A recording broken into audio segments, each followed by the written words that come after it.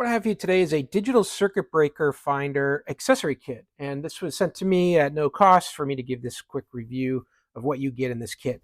You're going to get a carry bag. You're going to get 3 different adapters here. This one's got some alligator teeth on one end, so you can grab onto bare wires like this, and then you can also plug in your circuit breaker finder light into this plug here, because those usually use a standard 3-prong light.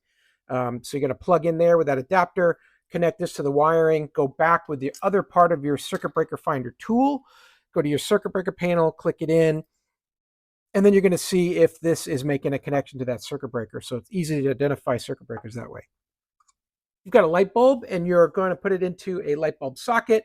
You're going to need to have an ability to plug this in. This will adapt the circuit breaker finding portion here onto this light bulb socket so that you can use it on that connection point, and on the other end, go look at your circuit breaker box, see what lights up. Same thing here. If you got a 3-prong adapter and need to go to a 2, it's provided here. In this case, you might use it like this, and then plug into your circuit breaker finding sending unit onto here, and now you'll be able to test that connection through. Anywhere else that you've got just 2 prongs, you could use this one here.